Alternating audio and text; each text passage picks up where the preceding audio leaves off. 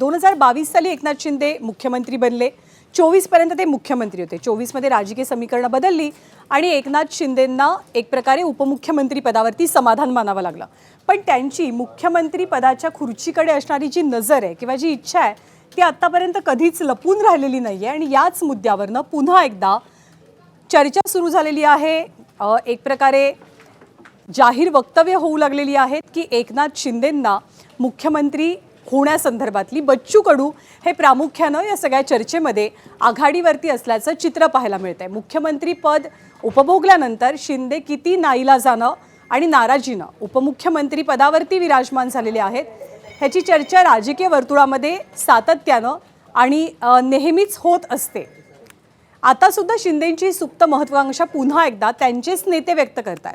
देवेंद्र फडणवीसांचं केंद्रात प्रमोशन व्हावं आणि आगामी काळात शिंदेंनाच मुख्यमंत्री पदावरती कायम ठेवलं जावं अशी इच्छा शिंदेंचे शिलेदार व्यक्त करताना पाहायला मिळतात। मंत्रिमंडळातल्या अनेक कुरबुरींमुळे दरेगावातील धाव असो किंवा पक्षांतर्गत तक्रारींसाठी दिल्लीकडे केलेला धावा असो, शिंदेंच्या राजकीय महत्त्वाकांक्षा किती तीव्र आहेत हे या निमित्तानं वेळोवेळी दिसून आल्याचं बोललं गेलं।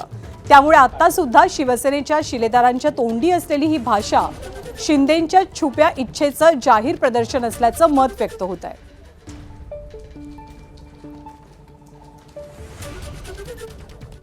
मला असं वाटतं का एकंदरीत नाव असणं नसणं हा भाग अलग आहे।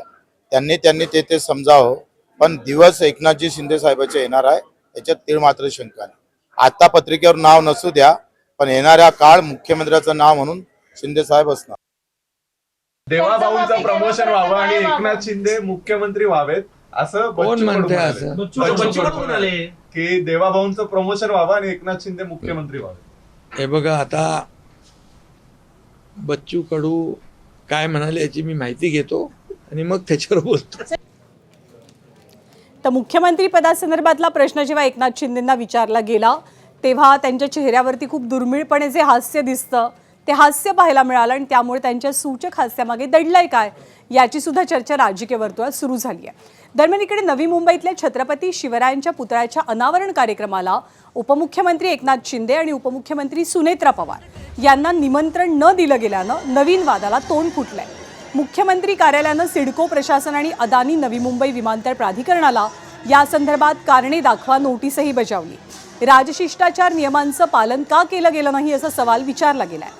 या प्रकरणी तात्काळ स्पष्टीकरणाचे आदेश दिले गेल्याची सूत्रांची माहिती मिळतेय। सोबतच यापुढे राजशिष्टाचाराचे नियम पाळले जावेत असाही आदेश जारी झालाय। या अनावरणाच्या कार्यक्रमाला एकनाथ शिंदेंना डावलण्यात आल्याची सल शिंदेंच्या नेत्यांना बरीच खुपत असल्याचं सुद्धा पाहायला मिळतंय।